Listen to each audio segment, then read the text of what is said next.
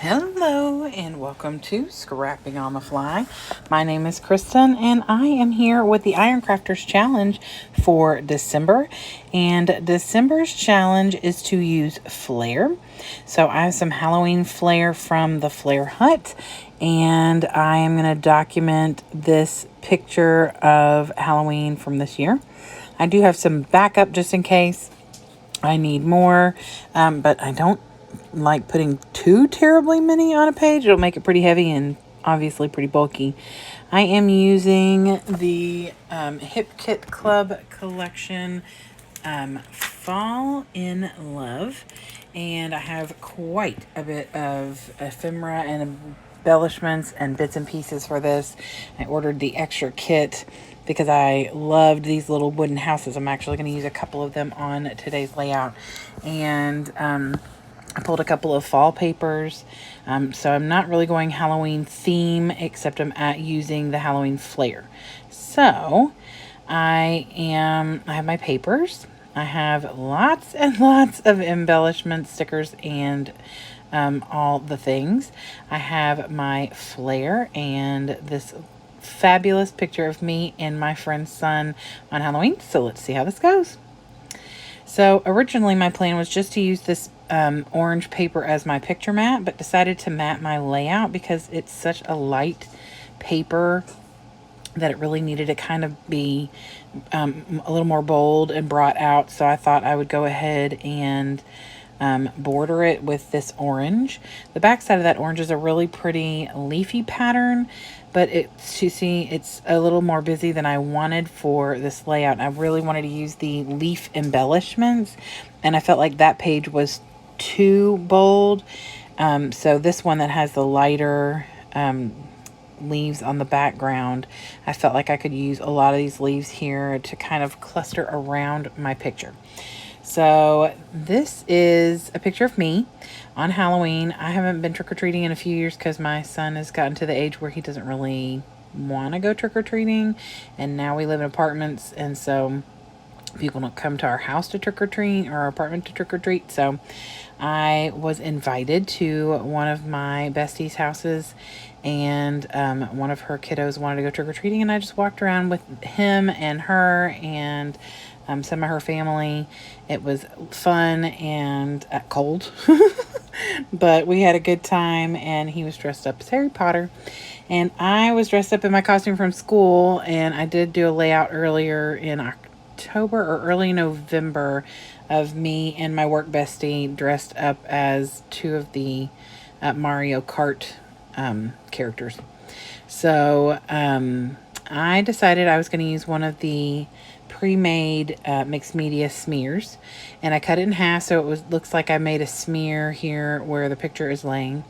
And then I'm just pulling some embellishments. I wanted to bring in some of the colors that I knew I was going to use, so I went ahead and used that little scallop, and I did use a couple of the little wood grain houses since we were going door to door for trick-or-treating. Thought that was super fitting. And then I'm just adding the leaves to fill in the rest of the space that is open. So the entire picture is matted with that orange paper and then surrounded by either the leaves or that mixed media or something like that.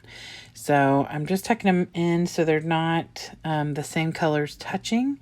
And I try to add some of the leaves have like a gold outline, so I try to kind of alternate the gold pops with the muted colors, and I wanted to make sure to bring in the blue and the orange and the green. That just kind of goes along with the color theme, and the flair I'm bringing in has some blue, some orange, and so I wanted to make sure I had all of that on there. And then once I get all the leaves down, I'm going to start putting the flair where I want them. This one over here on the left has like bats and a moon. It's really cool. And then the one on the right says trick or treat. And then I've got like a black cat and a pumpkin. And then I am going to bring one more in to go up towards the top. But I just use what Sandy, which is State Goddess, calls fun foam from Walmart, and it's the thicker foam, and it is the perfect depth to go underneath these Flair Hut Flair so that they sit pretty flush with the page.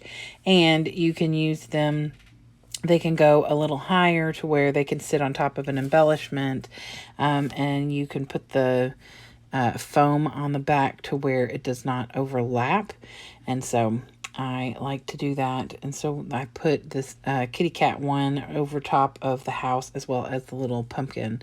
And I just made sure to put the foam on the back side to where it would not make it even more, dimensional. I decided I wanted to use this frame. Originally, I was going to tuck it under the picture and then kind of forgot because that's the way I roll.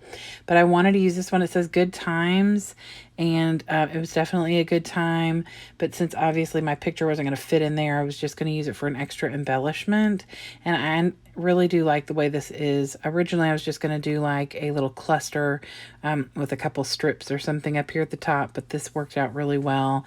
And I'm going to use that Good Times as part of my title. I'm going to add to that.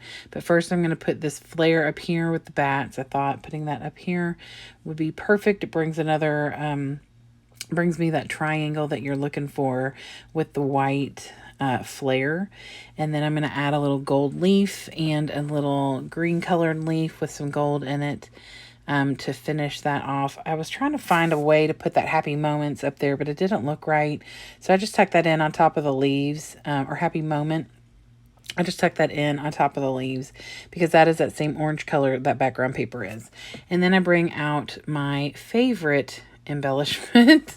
It is some Ranger enamel accents, and this one is called black tie. And I love using these because they will form flat if you want them to, or raised if you want them to, and you can make them as big as you want, and they're a lot easier to work with than some of the other kinds of things like that. And I have them in black and white, which I love to use. And then I just add the ampersand from the collection, and then an A from the collection, and then this little chipboard that says Grateful Heart. So the title says Good Times and a Grateful Heart. And I thought that was pretty fitting because I was very grateful to get to go trick-or-treating. I haven't done that, like I said, in a few years. And so we had a good time and had some chili and hung out for a while. And now I have this lovely picture to document my moment, and I got to use 5 more of my Flair. So here is the close-up. I hope you will go check out everybody else who was hopping along. Iron Crafter was started by Anna with Peacecraft Love and Tara with the Paper Snob. And I appreciate them because they are helping me to use the things up that I don't always pull out. My Flair is literally eye level right next to me at my desk, and there is no reason for me not to pull it out more often than I do. So I hope that you all have a great day. And like I said, I hope you will go check out all of the creatives who are hopping along and using their Flair this month. We will be back with Iron Crafter again in January with a whole new list of fun things to try and get used up. And I am grateful because I need to get my mojo going and get some more stuff done. So, hope y'all have a great day. Hope you get a chance today to do something you love with someone you love. And happy scrapping.